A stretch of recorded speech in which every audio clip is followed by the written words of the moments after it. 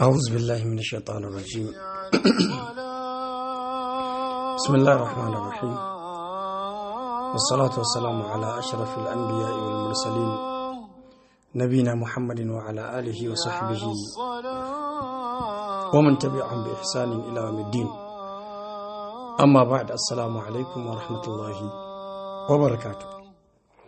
بركة مرسادوا عديدي ونالوكتي تارد ما سوارم zan kawo muku wannan shiri kai tsaye na fasarar khutbar harami wanda ke zuwa mai saurare kai tsaye daga wannan tasha ta mu mai albarka, wanda a halin yanzu Muhammad As-Saqaf shine ke kiran sallah na biyu, wanda bayan kammala sa kuma za mu kawo muku wannan khutba insha Allah ta'ala kai tsaye.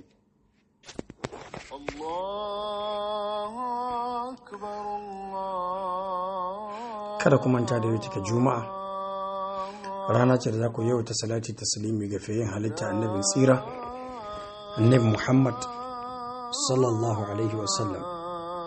Hisham ibn Muhammad Saqaf yana kokarin karkare kiran sallah na wannan rana, la ilaha illallah Muhammadur Rasulullah sallallahu alaihi wasallam. Kai tsaye kuma za mu kawo muku wannan fasara insha Allah ta'ala a daidai wannan lokaci. Allah subhanahu wa ta'ala amfanar da mu da abin da za mu ji da kuma abin da za a karantar da mu. Godiya ta tabbata ga Allah. Godiya ta tabbata ga Allah wanda yake banta da tabbatuwa, mai mulki wanda yake tsalkake kuma mai aminci. Godiya ta tabbata gare shi wanda ya tafiyar da rayuwa ta duniya da halittarsa akan yadda yake so. Ina gode masa akan falalarsa da ni'imarsa, ina kuma godiya shaidawa ba abin mutar gaskiya cancanta sai Allah shi kadai. Shaidawa ce wanda yace Allah shine ubangiji na, kuma tsayawa kan haka. Na kuma shaida lalle jagoran mu annabi Muhammad bawan sa ne kuma manzon sa ne, mafi girma da farla a cikin talikai baki daya. Tsira da minci ƙara tabbata a gare shi da iyalansa wanda suke kubutattu, da sahabbansa masu girma, da tabi'ai da wanda suka bi tabarkin gaskiya, da salati da taslimi mai yawa akan tabbatuwa akan haka. Bayan haka ina muku wasiciya ku mutane da kaina da jin tsoron Allah. Ku ji tsoron Allah, Allah muku rahama. Ku ji tsoron Allah a ɓoye da kuma a bayyane. Ku lazamci kalma ta gaskiya a cikin yardarku da fushinku, da kuma wadatarku da talaucinku, da adalci a ga wanda yake aboki da kuma maƙiyi.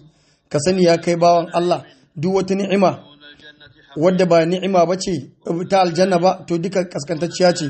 Duk wani bala'i kuma inda ba wuta ba, wanda bai kai wuta ba, to wannan mai sauki ne. Duk wanda ya yarda da kasan da Allah yake yi, to ba zai bakin cikin abin da ya buce masa ba. Wanda kuma ya san kansa baya rena ganin girman laifin ɗan uwansa. Kyakkyawar ɗabi'a ita ce mafi alkhairi sama ga wani aboki. Allah ta'ala na cewa kai riko da kyakkyawa, kai afuwa kuma umarni kyakkyawa, ka kauda kai akan jahilai. Ya ku taron mu musulmai, ya zo a cikin littafin Allah da kuma sunnar annabinsa Muhammad sallallahu alaihi wasallam wa'azi ga wanda zai wa'azu, tsoratarwa ga wanda kuma zai tsoratu. A cikinsa akwai abin da zai raya zuciya take miƙaƙiya, akwai abin da kuma zai riki duk abin da yake basira ta ɗan adam miƙaƙiya.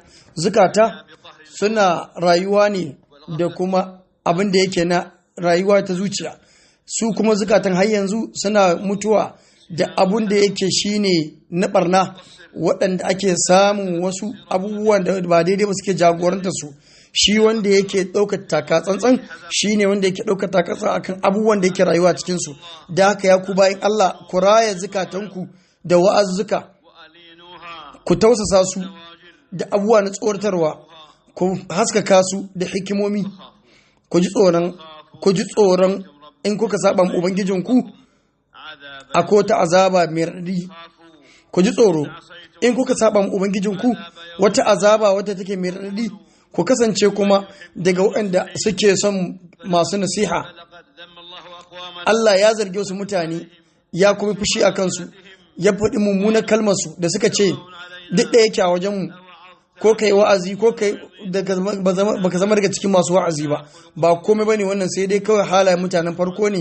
Allah ta'ala ce kuma mu suna cewa ba za mu azaba ba, haka wasu mutane su ma suka ce muna muku nasiha amma kuma ba ku son nasiha. Ya ku taron yan uwa, madalla ga wanda ya gane kurakuransa kafin ya mutu, ya bushara kuma ga wanda ya tsoron Allah ya kyakkyawan aiki, madalla ga wanda ya bi munanan ayyukansa da kyawawan ayyuka. Hasara ta tabbata ga wanda kuma ya sayar da duniyarsa da lahirarsa. Hasara ta tabbata ga wanda ya kauce daga hanyar Allah. Ita wannan duniyar hanya ce kawai, ku zama daga cikin wanda suke tafiya kan tattaka tsantsan.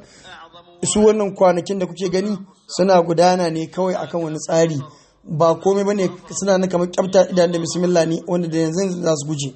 Allah mai iko ne akan dukan komai. Ita rayuwa suna tafiya ne akan abubuwan da ake ganin su, wasu suna nan a daskare. Dan adam yana tafiya ne a wani lokaci akan wasu abubuwa daban, yana kallon kansa cewa zai tabbata ne ko ba zai tabbata ba. Ya ku bayin Allah, kada rayuwar duniya ta ruɗe ku, domin ni'imar ta bata dawama, kuma kada ya ruɗe ku wannan yawan buri din, domin shi ajalinka an ɓoye maka shi ne baka sani ba. Wallahi tallahi sai an tambaye ku akan manzo da wanda ya aiko shi da alkur'ani da kuma wanda ya saukar da shi. Kuma kowace shekara ko dan adam sai an tambaye ta akan abin da ka aikata. Rayuwa shine jarinka, abin da ya gushe maka ba zai ƙara dawa ba, kuma baka da inda zaka maimaita shi. Yau aiki ne babu hisabi, amma gobe alƙiyama kuma hisabi ne babu aiki. Ku tanadin bala'in kabari da tambayar da za a cikinsa. Waye zai ba muku littafi da dama, waye kuma zai karbi littafin ku da hagu a cikin ku? Ya ku yan uwa, ku ne a cikin wani hali na tadaruki da kuma tunani. Ku dinga tunawa faɗin Allah ta'ala da ke cewa, Allah ta'ala na cewa za su ɗauki laifinsu da laifin waɗanda suka ɓatar da su tare da su, kuma lallai haƙiƙa sai an tambaye su a gobe alƙiyama dangane ga abin da suka ce suna aikatawa. Ku dinga tunanin wannan ayar, sannan ku dinga duba a cikin rayuwar wanda Allah ya gafalar da zuciyarsa, ya kawo mai soyayyen zukatan mutane, suka dinga cin dukiya suna shiga cikin haƙƙin mutane. Sannan ku dinga tunanin halayen wasu mutane, kuma rayuwar waɗansu mutane tare da yadda suke ma'amala da kafofin sada zumunta, yayin da suke yada irin wannan bala'in ba tare da sun yi binciki gaskiyar irin wannan labaran ba. Ba sa bincike, suna rawaito labarai ba tare da sun tabbatar ba, suna cirato maganganu ba tare da sun hakikance su ba. Duk ku yi tunani akan wannan, ku yi tunani akan wannan. Allah muku rahama. Yaya halin zai kasance, yaya halin zai kasance yayin da za a fisgi bawa a gobe alƙiyama dan a saka masa da abin da ya aikata a cikin takaddun aikinsa. Kurakurai ne wanda bai aikata su ba, yake tsammani zai gani, ko kuma wasu laifuka ne wanda bai kusance su ba, zai ɗauki laifinsu, ko kuma laifin waɗanda suka yaɗa wannan abin, da wanda ya gasgata wannan labarin, da zunubin wanda ya gani, da saɓon wanda ya ɓatar da shi, da saɓon kuma wanda ya ɗauki wannan al'amarin da girma, da saɓon wanda ya riga shi akan wannan abin, ko kuma ya ƙawata shi bayan shi ya yaɗa shi. Ya za ku kusance akan wannan tsarin? Allah tsare mu da fasidi mai fasadi ya sanya kaya masu kyau, mai kyau kuma ya sa kayan fasadi. Ya za su kasance a gobe alƙiyama? Allah ta'ala ce za su ɗauki laifinsu da laifin wanda suka batar da su ba tare ilimi ba. Tir da abin da suka kasance suna aikatawa. Ku yi taka tsantsan, ku yi taka tsantsan. Allah warkar da ni da ku ya tsare mu. Ku yi taka tsantsan a wajen alfahari da kuma zunubin mutanen da suke ɓata rayuwa, da zunubin kuma waɗanda suke tafiya akan ba daidai ba. Allah ta'ala ce wancan gidan lahira ne muke sanya shi zama makoma ga waɗanda ba su da girman kai a duniyar lahira. Kyakkyawar makoma tana ga masu tsoron Allah. Da yawa daga cikin mutane, wasu sun an zuba musu da mutunci. Akwai daga cikin mutane kuma waɗanda mata ne masu mutunci, suna cikin mutuncinsu. Akwai kuma daga cikin mutane waɗanda su ma suna daga cikin karamci, suna da sauƙi a cikin ma'amala, amma dukan ɓata musu mutunci. Ya ku musulmai, tabbatuwa tana kasancewa ne a wajen jarrabawa. Duk wannan mutane kuma suna kokari su ga cewa sun kauce mu wannan. Yadda tana cikin bala'i musamman a cikin tsanani, to kowa ya yi kokarin yadda da abin da Allah ya kaddarta masa. A yayin da aka jinkirta kuma irin wannan, to nan ne za ka gane gaskiyar mutane. A zahirin lamari kuma duk mutane masu kirki ne, amma idan suka buya kuma Allah ne kaɗai ya san me suke aikatawa.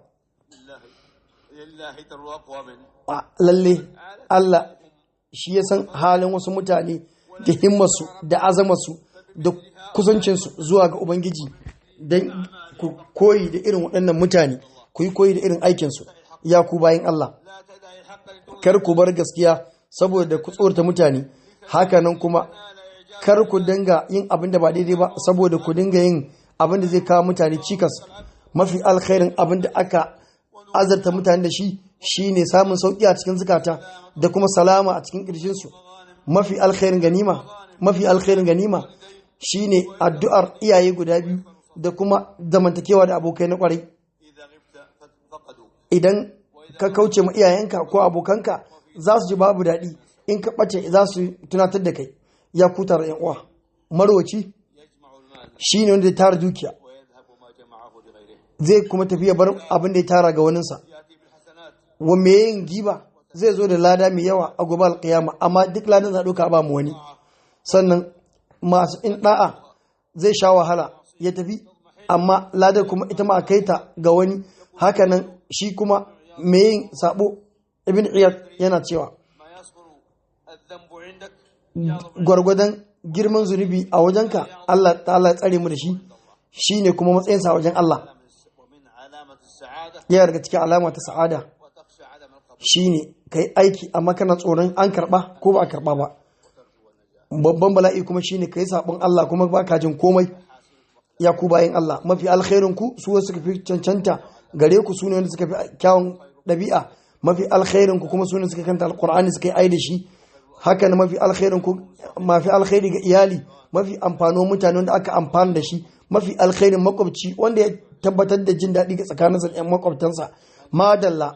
Madalla ga wanda bai ɗauki komai a cikin zuciyarsa ba sai Allah, kuma baya ɗaukar adawa da kowa sai idan ya saba ma Allah. Zamantakewa da aboki wanda zai ƙara maka tsoron Allah shine ganima. Madalla ga wanda ya riski rayuwa cewa duk yadda ta yawa, to ka sani cewa wannan rayuwar taka takaitacciya ce. Babu wani abin da za ka iya cewa za ka mai gurbinta da shi bayan ka rasa shi. Ka dinga yin makanka hisabi, ka kuma yi kokari ka riski abin da ka rasa a baya don ka yi aiki mai kyau da zuciya take mai kyau da kuma kyakkyawar mu'amala da kau da kai akan gafalar da mutane suka maka.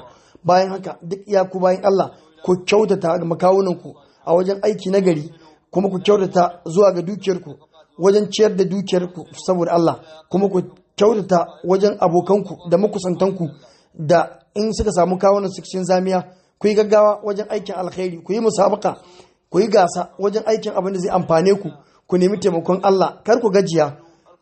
Mumini mai ƙarfi ya fi soyuwa a wajen Allah sama ga mumini wanda yake mai rauni. Dukkanin su suna da alkhairi. Idan Allah yana son bawa da alkhairi, sai ya shirya da shi kuma ya taimake shi. Wanda ya tada wanda yake bacci, to zai shagalta shi kuma da wanda yake neman jari kawai. A'udhu billahi min shaitanir rajim. Lalle waɗanda suka kasance suna tsoron ubangijinsu da kuma waɗanda suka kasance suna masu imani da ayin ubangiji, hakanan kuma ba sa shirka ga ubangiji, su ne waɗanda kuma suke ba da abin da ake ba su. Zukatansu suna kwaɗayin abin nan, amma kuma suna neman yadda wajen Allah. Waɗannan su ne suke gaggawa wajen tafiya wajen Allah. Allah baya ɗaura marai abin da ya fi ƙarfinta. Lalle hakika kuma a wajen Allah akwai littafi wanda zai magana a gobe alƙiyama. Allah amfani ne ku da abin da ke cikin littafinsa da sunnar annabi Muhammad sallallahu alaihi wasallam. Ina faɗin abin da kuke ji, ina neman gafar Allah da ni da ku da sauran musulmai daga dukkanin zunubi da kuskure. Ku nemi gafar Allah, lalle hakika Allah mai gafara ne mai jin kai.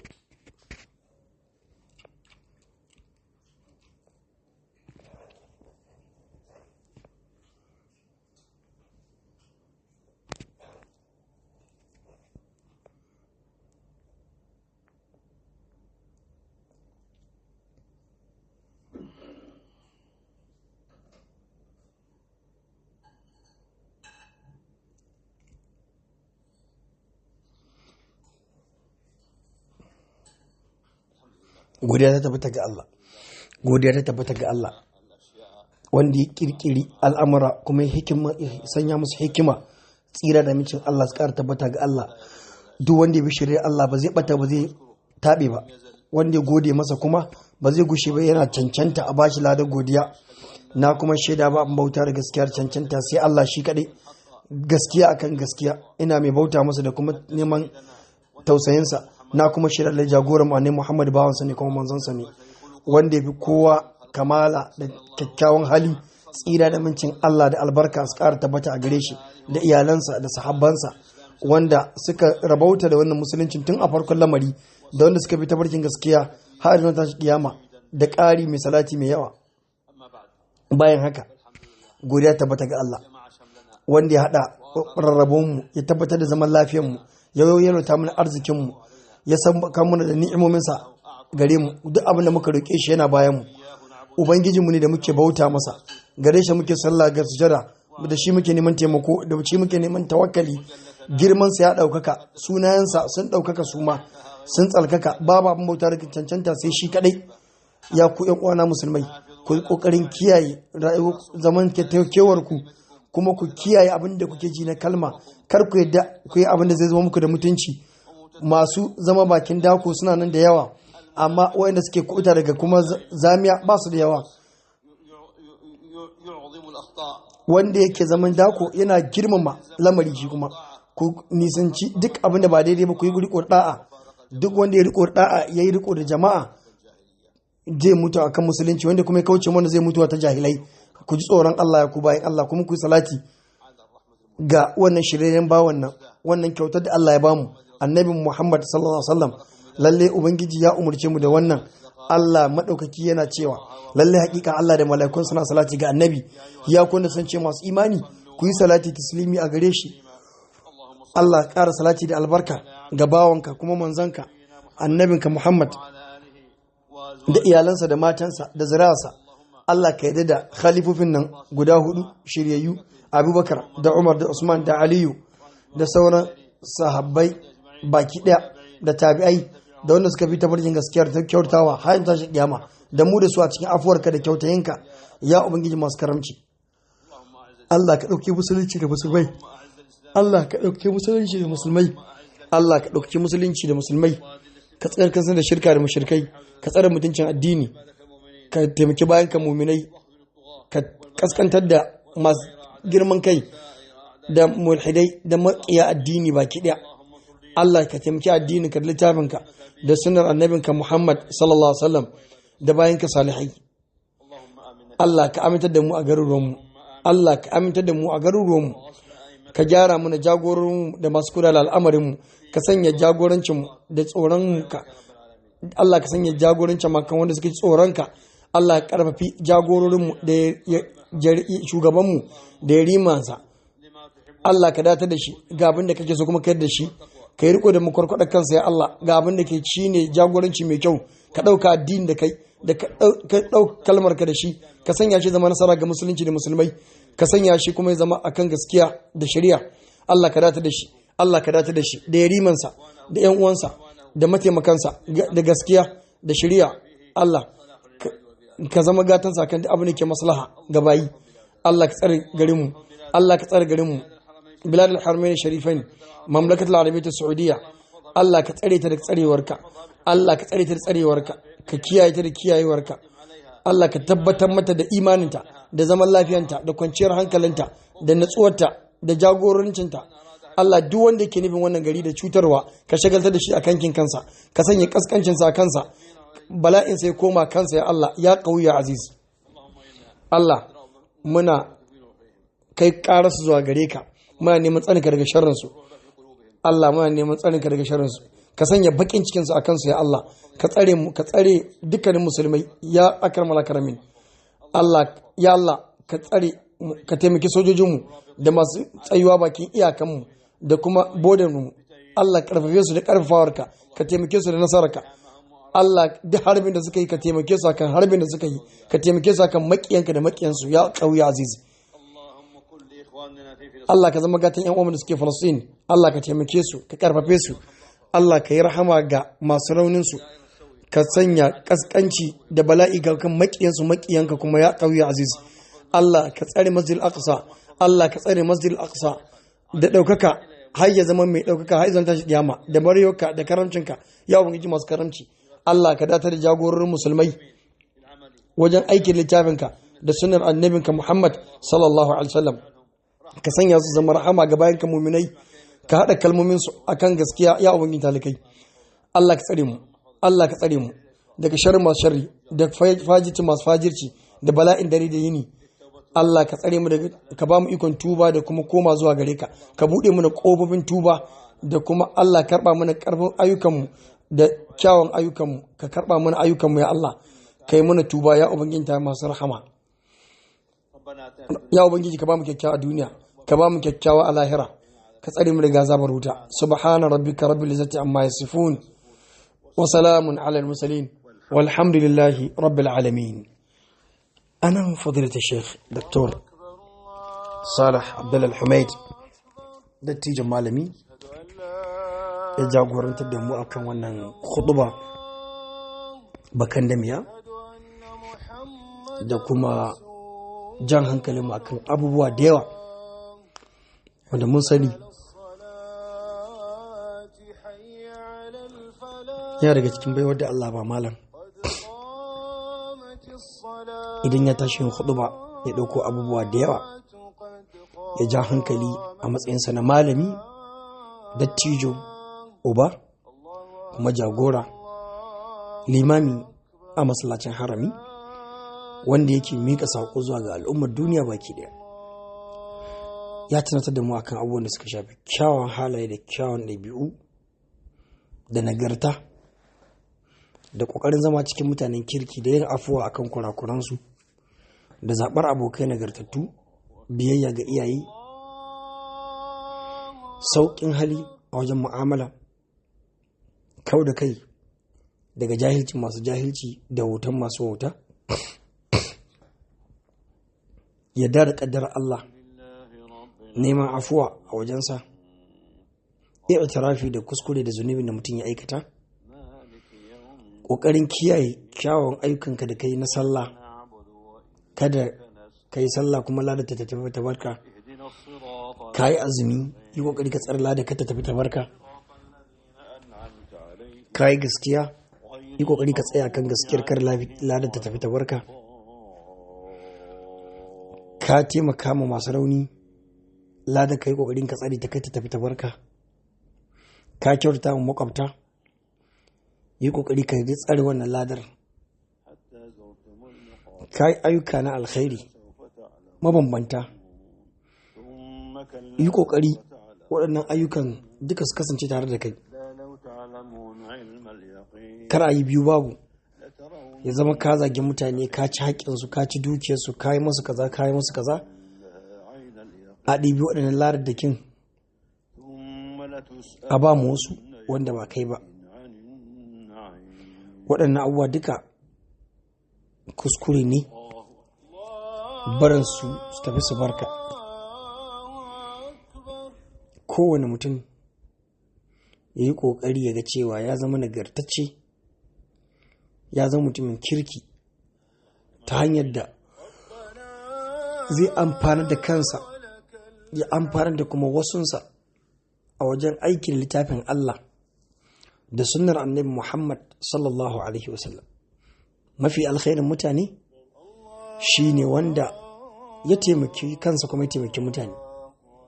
Mafi alkhairin masu arziki shine wanda ya sha wahala ya tara dukiya amma ba shi kadai ke cin moreta ba. Wanda yake hasararre kuma shine wanda ya tara dukiya bai amfana da ita bai tafi wani ya amfana da ita.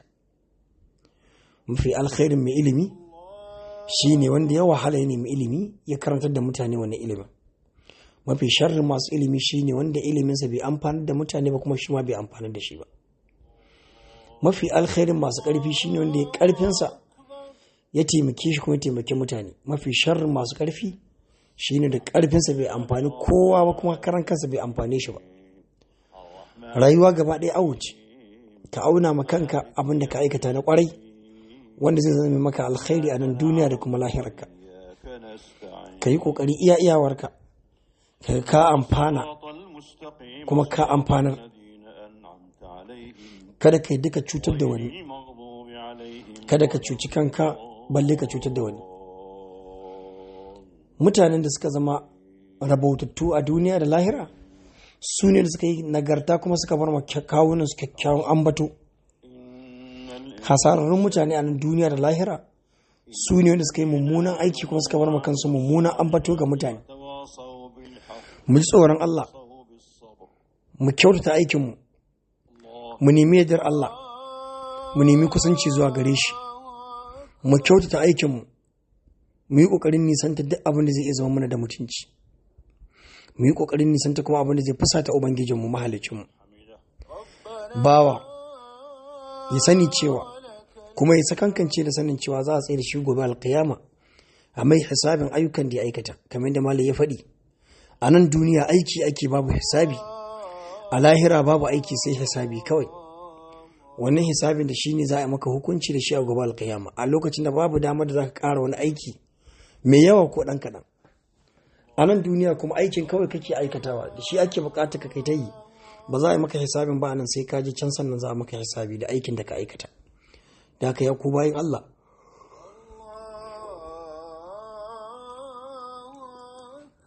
kada mu bari bala'i da zamiya su ruɗe mu, ta lalabiya ta ja mu, mu yi ƙoƙari a duk inda za mu sa ƙafafunmu ya zama muna sa ƙafafunmu ne a wajen aikin alkhairi, wajen da za a ce madalla da abin da muka aikata. Kada mu taɓa yadda mu yi abin da zai zama sharri gare mu ko cutarwa ce. Allah subhanahu wa ta'ala da mummunan makoma da yake sanya bayansa da suka kan gare masa. Yana da kuma kyakkyawar makoma ta gidan aljanna da yake yin sakayya da ita ga bayansa waɗanda suka kyautata aiki gare shi kuma suka kyautata masa zato. Ana inda zanna abdi bi, in ji Allah subhanahu wa ta'ala kamar da zuwa hadisul qudsi. Ya ku bayin Allah, yau take juma'a, rana ce da ake yau ta buƙatar yawan maimaita salati ga manzon tsira annabi Muhammad sallallahu alaihi wa alihi wa sahbihi wa sallam. Mu yi kokari mu yawaita salati a wannan rana domin kusanci zuwa ga Allah subhanahu wa ta'ala. A daidai wannan lokaci fadilatu Sheikh Dr. Salih Abdul Al-Humaid ya tsaya da wannan khutba da ya jagorance mu akan ta. Muna fatar Allah subhanahu wa ta'ala ya datar da mu, ya muna albarka a cikin rayuwarmu, ya kuma karbi ayyukan mu kyawawa. A madadin wannan tasha ta sada mu da ku mu kawo muku wannan fasara kai tsaye, ni da na fasara na gabatar muku Abdul Muttalib Muhammad Awal Gusau nake ce muku assalamu alaikum wa rahmatullahi wa barakatuh.